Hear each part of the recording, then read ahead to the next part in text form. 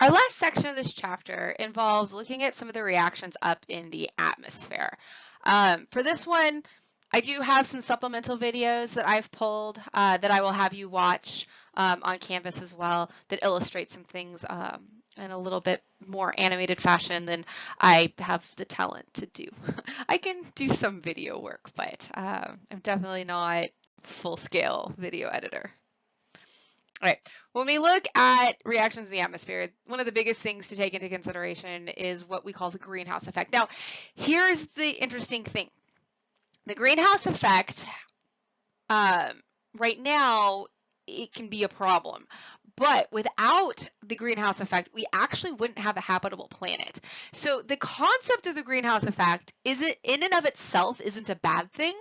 It's what we've done to the planet that is kind of accentuating the greenhouse effect and making things more intense than they should be. Because, so the stats are, if you look at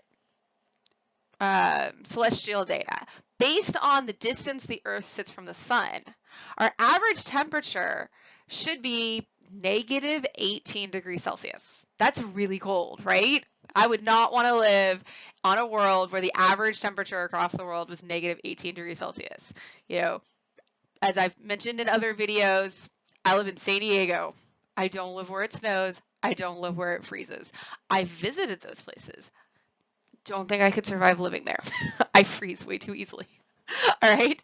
So our actual average temperature is about 15 degrees Celsius currently. And current, you know, it is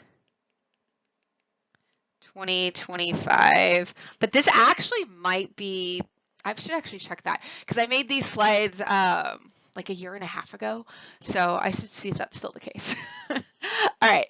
Now Venus, okay? Venus, based on its distance from the sun, should actually only be about 100 degrees Celsius. Now, if you have my slides because you're in my class, my head didn't cut this off, but if you're watching from the wider internet, the current average temperature on Venus is actually 450 degrees Celsius.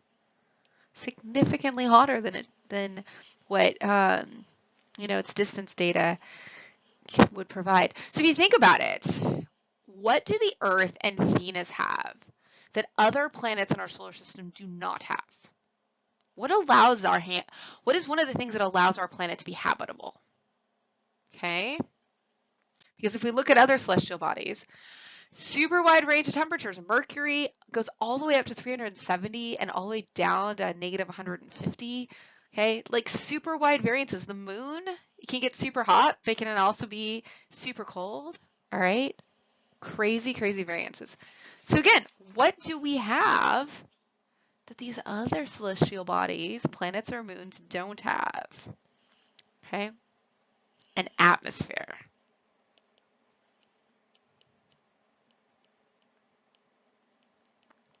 Okay, it is this atmosphere that keeps our oxygen in instead of just escaping. It's this atmosphere that keeps our temperature, you know, consistent across our seasons. Without the atmosphere, we would experience the same, you know, crazy types of variations that the other celestial bodies do. Same thing with Venus, okay?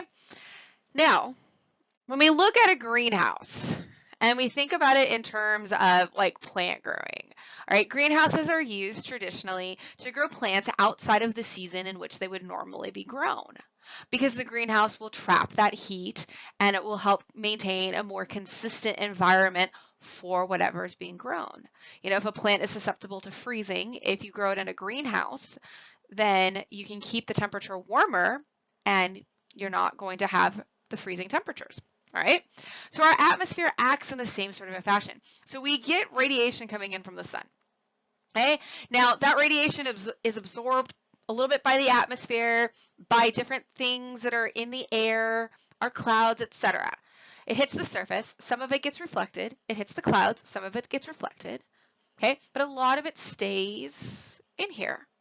Okay, we emit stuff from our planet. We get gases and dust and water vapor and all sorts of things. Okay, and so some of that gets expelled as well, but not all of it because of our atmosphere. So when we look at this, what we call the energy balance, okay, this solar radiation, we get a certain amount of energy per year. And then we get some of it that gets converted, like, you know, we have solar panels up on our house and various different things. And we also generate some of our own stuff on the planet, like we've got our geothermal plants and everything. And so if we could trap all of that sun's radiation, this is a cool stat. We could cover the energy needs of the entire world for a whole year in just 1 hour if we could trap 100%. But that's the thing, is we'd have to trap 100%, which is really hard to do. Even solar panels don't have 100% efficiency. And in fact, that reminds me, it's probably time to get up on the roof and at least try to pressure wash our panels, because all the gunk that settles definitely affects the ability of our panels to work efficiently. And so because of this atmosphere, we have this greenhouse effect. And so we get these gases that are absorbing the heat energy and reducing the amount that escapes into space. And so that's our greenhouse effect. Just like a greenhouse will trap, you know, the energy that comes into the greenhouse and prevent it all from escaping. And so this is why we have that 15-degree average temperature instead of a negative 18-degree average temperature. So again, without the greenhouse effect, our planet wouldn't be habitable. It would be too cold, and everything would just escape into the atmosphere. Or not atmosphere, everything would just escape into space. We wouldn't be able to keep our air on the planet. Okay? But we have to be careful, because we've got various different things in the atmosphere that are allowing for this absorption. And so if we mess with the balance of everything in the atmosphere, we start to mess with the balance of what's happening on our planet. And so Venus is super hot because it has a lot of what we call greenhouse gases. Like we can't live somewhere that's 450 degrees Celsius. And I don't think we could survive in 100 degrees Celsius either. I'm actually really temperature sensitive. I say I don't like cold, but I don't like heat either. My husband jokes that, like, I only exist at a temperature of 70 to 72 degrees. If I go below, I freeze, and if I go above, I get too hot, which is probably true. So anyway, what's a greenhouse gas? So these are gases that absorb energy in the infrared region. I'm not going to go too into detail because that's beyond the scope of this class. I do have some other videos on YouTube where I've talked about this. So if you want to look, it's my Chemistry 111 course. If you search my videos for Chemistry 111, some of the stuff is repeated, but I actually do go more into detail in what this absorption in the infrared region is. If you are majoring in chemistry and you go on to take more chemistry, you'll start to learn more about the infrared region. But basically what happens is, so we know that we've got bonds that hold molecules together, okay? And so those bonds, they bounce and they stretch and they move and they wiggle, and those sorts of things, the degrees of freedom they have and all of that, have a lot to do with whether or not they can absorb and how much they can absorb in the infrared region. Okay, so things that are going to absorb in the infrared region: carbon dioxide, water vapor. So water vapor is actually a greenhouse gas, okay? CFCs. So if you don't know what a CFC is, it's a chlorofluorocarbon,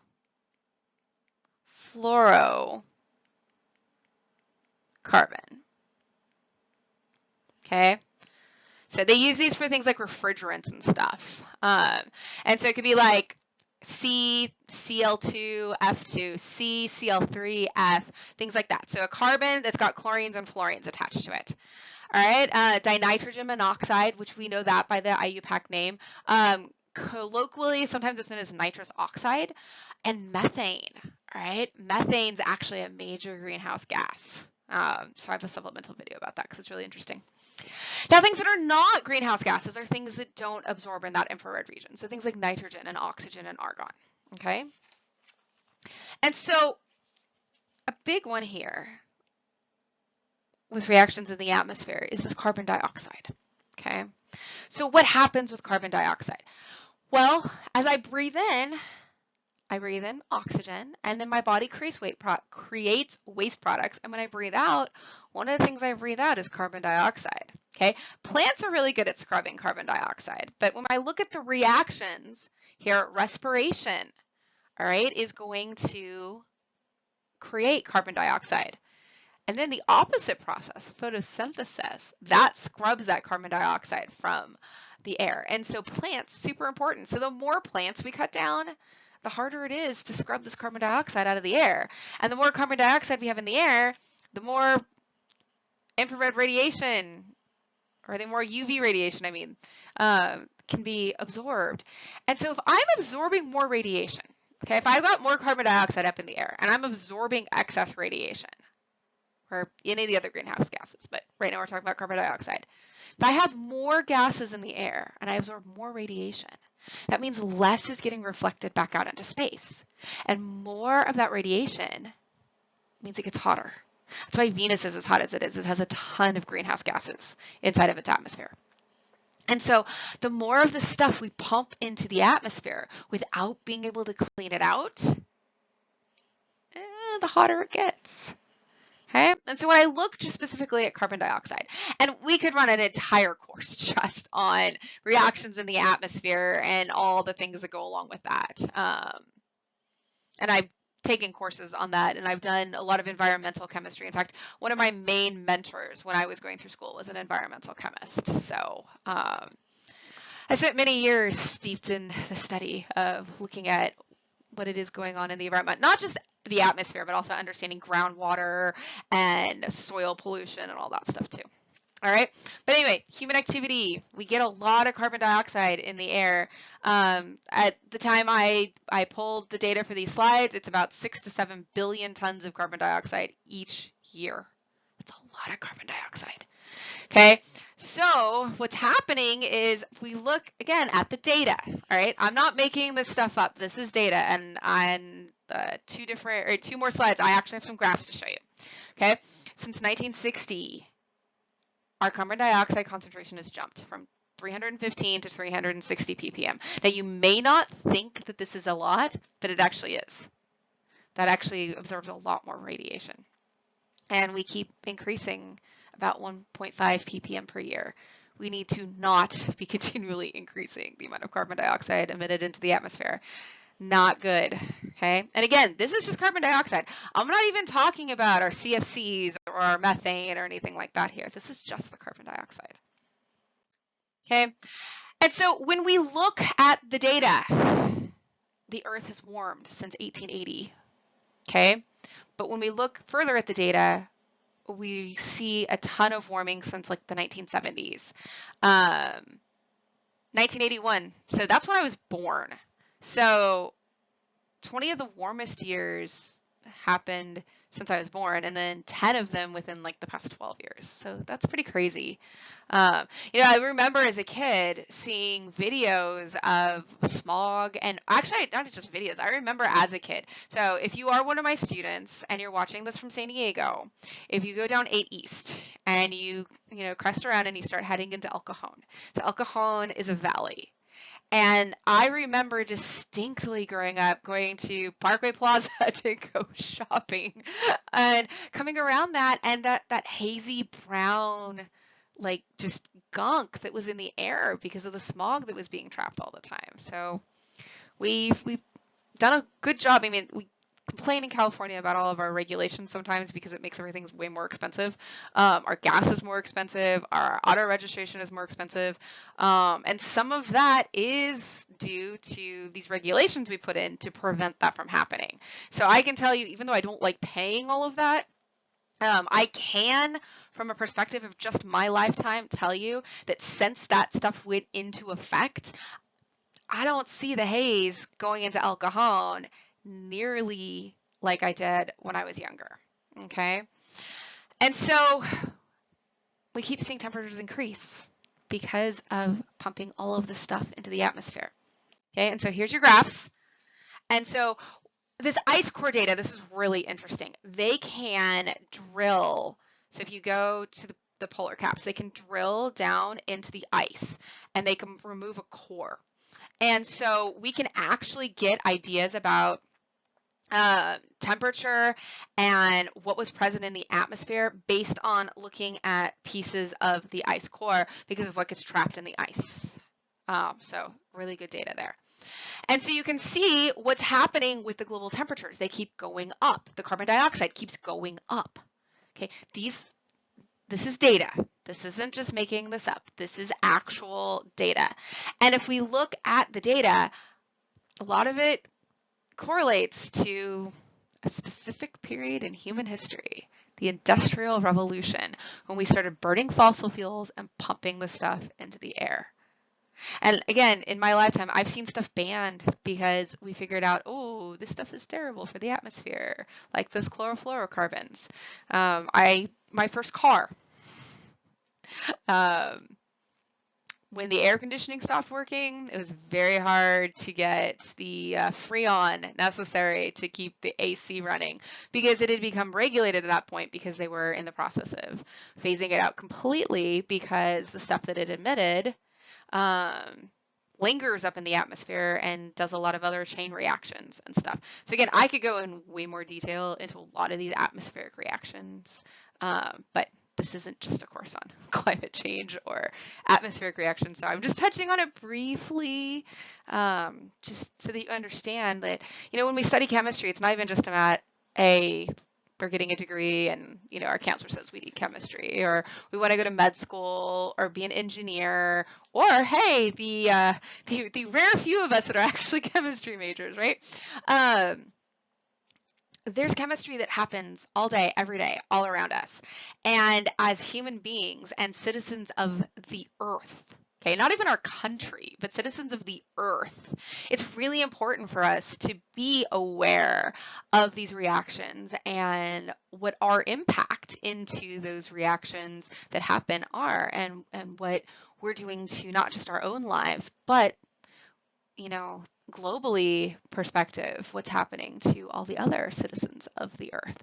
So anyway, there's just a little side note on just some specific understanding of what we see atmospherically. All right, this ends chapter 4.